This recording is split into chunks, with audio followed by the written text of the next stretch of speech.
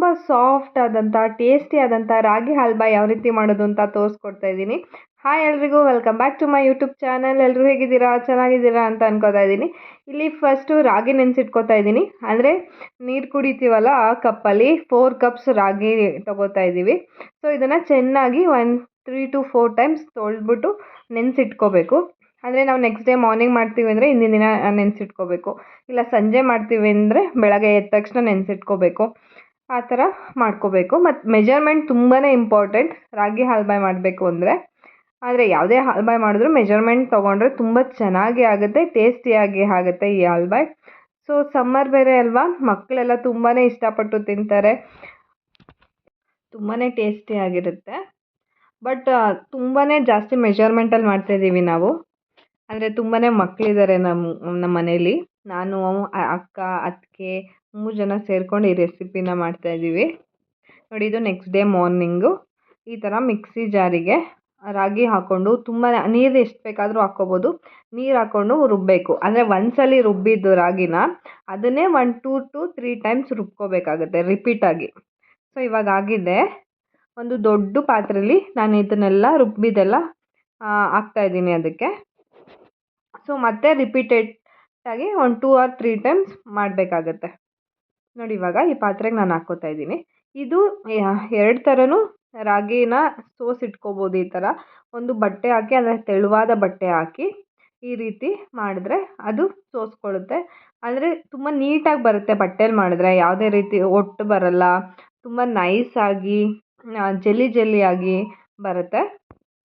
ಅದಕ್ಕೆ ನಿಮಗೆ 2 ರೀತಿಲೂ ತೋರಿಸ್ತಾ ಇದ್ದೀನಿ, ಸೋಸ್ಕೋಬೋದು. ನೋಡಿ, ಇದು ಜ್ಯೂಸ್ ಸೋಸ್ಕೋತೀವಲ್ಲ ಅದರಲ್ಲೂ ಮಾಡ್ಕೋಬೋದು. ನೋಡಿ, ಈ ಥರ ಹಾಲು ತುಂಬ ಚೆನ್ನಾಗಿ ಬರುತ್ತೆ. ರಿಪೀಟಾಗಿ ರುಬ್ಕೋಬೇಕಾಗುತ್ತೆ. ಇವಾಗ ಸೋಸ್ಕೋತೀವಲ್ಲ ಅದನ್ನೇ ಮತ್ತೆ ಮಿಕ್ಸಿ ಜಾರಿಗೆ ಹಾಕ್ಕೊಂಡು ರುಬ್ಕೋಬೇಕಾಗುತ್ತೆ. ತುಂಬಾ ಟೈಮ್ ತೊಗೊಳುತ್ತೆ, ಬಟ್ ತುಂಬಾ ಟೇಸ್ಟಿಯಾಗಿರುತ್ತೆ ತಿನ್ನೋಕ್ಕೆ ಮಾತ್ರ. ಸೊ ಮಕ್ಕಳಿಗೆ ಏನು ಮಾಡಿಕೊಡೋದು, ಸಮ್ಮರ್ ಬೇರೆ ಅಲ್ವಾ, ಸೊ ಮಕ್ಕಳಿಗೂ ಬೋರ್ ಆಗ್ತಾ ಇರುತ್ತೆ. ಅವ್ರನ್ನೂ ಈ ಥರ ಇನ್ಕ್ಲೂಡ್ ಮಾಡಿಕೊಂಡು ಮಾಡಿದ್ರೆ ತುಂಬಾ ಅವರು ಎಂಜಾಯ್ ಮಾಡ್ತಾರೆ ಪ್ರೋಸೆಸ್ನ. ನೋಡಿ ಇವಾಗ ಎಷ್ಟು ನೀಟಾಗಿ ಬರ್ತಿದೆ ಅಂತ. ಮತ್ತು ಹೆಲ್ತಿಗೂ ಅಷ್ಟೇ ರಾಗಿ ತುಂಬ ಒಳ್ಳೆಯದು. ಅಂದರೆ ಚಿಕ್ಕ ಮಕ್ಕಳಿಂದ ಹಿಡಿದು ದೊಡ್ಡೋರ್ವರೆಗೂ ರಾಗಿ ಪ್ರಯೋಜನಗಳಂತೂ ತುಂಬಾ ಇದೆ. ನೋಡಿ, ಈ ಥರ ಇದು ಎಷ್ಟು ಬರುತ್ತೋ ಹಾಲು ಅಷ್ಟು ತಗೋಬೇಕು ರಾಗಿಯಲ್ಲಿ, ಮತ್ತು ಮಿಕ್ಸಿ ಮಾಡ್ಕೋಬೇಕು. ನೋಡಿ, ಈ ಥರ ಇದೆಲ್ಲ ಮತ್ತೆ ಇನ್ನೊಂದು ರೌಂಡ್ ಮಿಕ್ಸಿ ಮಾಡ್ತಾಯಿದ್ದೀನಿ ನಾನು. ಸೊ ನೋಡಿ, ಈ ಥರ ಹಾಕ್ಕೊಂಡು ರುಬ್ಕೋಬೇಕಾಗುತ್ತೆ. 1 2 ಟೈಮ್ಸ್ ಮಾಡಿಕೊಂಡ್ರೆ ಸಾಕು. ಒಂದ್ಸಲ ರುಬ್ಕೊಂಡು ಚೆನ್ನಾಗಿ ಹಾಲು ತಕ್ಕೊಂಡು, ಇನ್ನೊಂದ್ಸಲ ರುಬ್ಕೊಂಡು ಈ ರೀತಿ ಹಾಲು ತಕ್ಕೊಂಡು ಮತ್ತು ಇನ್ನೊಂದ್ಸಲ ರುಬ್ಕೋಬೇಕು. ಅಂದರೆ ಫುಲ್ ಎಷ್ಟಾಗುತ್ತೋ ಅಷ್ಟು ರಾಗಿದು ಹಾಲು ತಕ್ಕೋಬೇಕು. ಸೊ ಒಂದು ಸರ್ತಿ ಎಲ್ಲ ಈ ರೀತಿ ಹಾಲು ತಗೊಂಡಿದ್ದಾದಮೇಲೆ ರಾಗಿದು ಹಲ್ವಾ ಅಂದರೆ ಪ್ರೋಸೆಸ್ ಸ್ಟಾರ್ಟ್ ಆಗುತ್ತೆ. ಅಂದರೆ ಬೆಲ್ಲ ಕೂಡ ರೆಡಿ ಮಾಡಿ ಇಟ್ಕೋಬೇಕು. ನಾವು 4 ಲೋಟ ರಾಗಿ ತೊಗೊಂಡಿದ್ವಲ್ಲ, ಸೊ ಅದಕ್ಕೆ ಫುಲ್ 2 ತೆಂಗಿನಕಾಯಿ ತೊಗೊಂಡಿದ್ದೀವಿ. 2 ತೆಂಗಿನಕಾಯಿನ ತುರ್ಕೊಂಡು ಅದನ್ನು ಅಷ್ಟೇ ಈ ರೀತಿ ರುಬ್ಕೊಂಡು ತೆಂಗಿನ ಹಾಲು ತೊಗೋಬೇಕಾಗುತ್ತೆ. 2 ತೆಂಗಿನಕಾಯಿ ತೊಗೊಂಡ್ರೆ ತುಂಬಾ ಚೆನ್ನಾಗಿರುತ್ತೆ.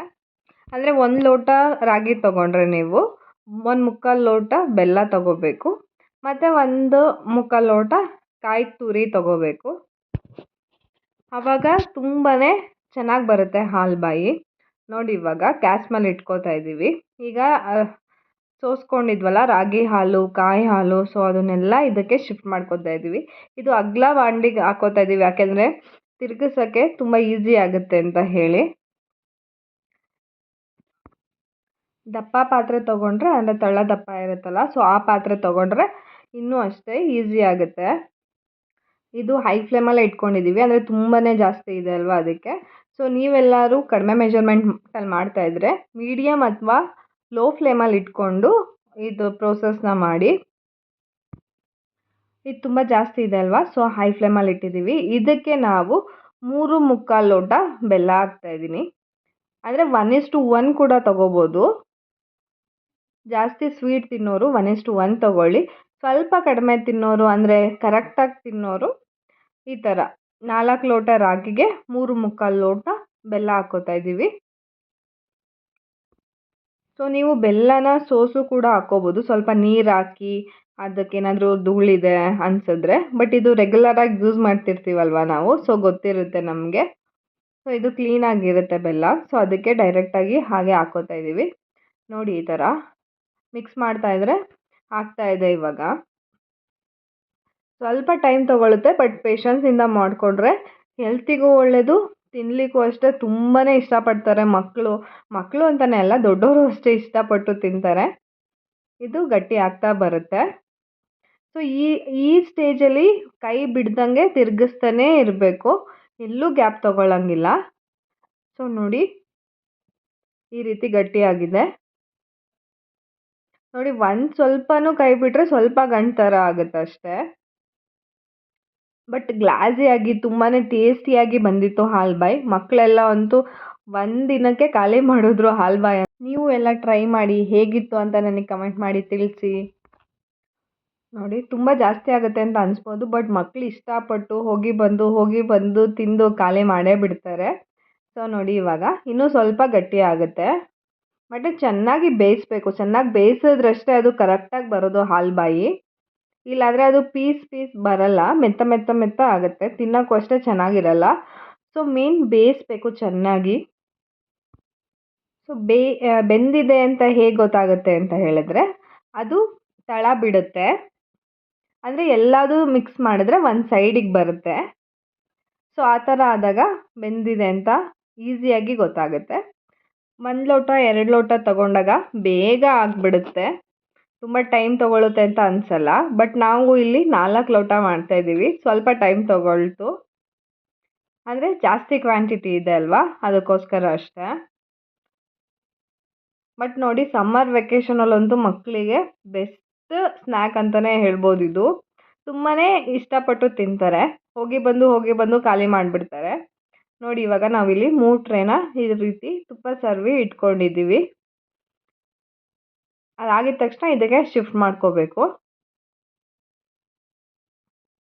ನೋಡಿ ಎಷ್ಟು ಚೆನ್ನಾಗಿ ಬರ್ತಿದೆ ಮತ್ತು ಗಟ್ಟಿ ಆಗ್ತಾಯಿದೆ, ನೀವು ಅಬ್ಸರ್ವ್ ಮಾಡ್ತಾ ಇದ್ರೆ.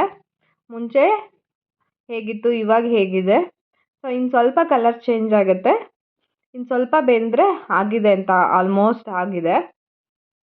ನೋಡಿ ಈ ಸ್ಟೇಜಲ್ಲಿ ನಾವು ತುಪ್ಪ ತಗೋತಾ ಇದ್ದೀವಿ. ಅಂದರೆ ನಿಮಗೆ ಹೇಳ್ಬೋದು ಅಂದರೆ 1/4 ಬೌಲಷ್ಟು ತುಪ್ಪ ಯೂಸ್ ಮಾಡಿದ್ದೀವಿ ನಾವು. ನೋಡಿ ಇವಾಗ 1-2 ಸ್ಪೂನ್ಸ್ ಹಾಕ್ಕೊಂಡು ಈ ರೀತಿ ಮಿಕ್ಸ್ ಮಾಡ್ಕೋತಾ ಇದ್ದೀವಿ.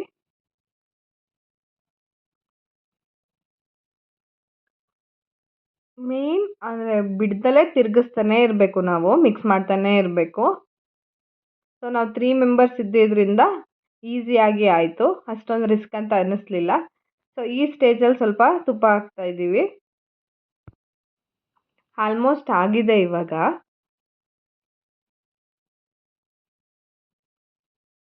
ಇದನ್ನು ಅಷ್ಟೇ ಒಂದ್ಸಲಿ ಮಿಕ್ಸ್ ಮಾಡ್ಕೊಂಡ್ಬಿಟ್ಟು ಸ್ವಲ್ಪ ಬೆಂದರೆ ಆಯಿತು. ನೋಡಿ ನೀವು ಅಬ್ಸರ್ವ್ ಮಾಡ್ತಾ ಇರ್ಬೋದು, ಕಲರ್ ಚೇಂಜ್ ಆಗಿದೆ ಆಲ್ರೆಡಿ, ಮತ್ತು ಸೈಡ್ ಎಲ್ಲ ಬಿಡ್ತಾ ಇದೆ.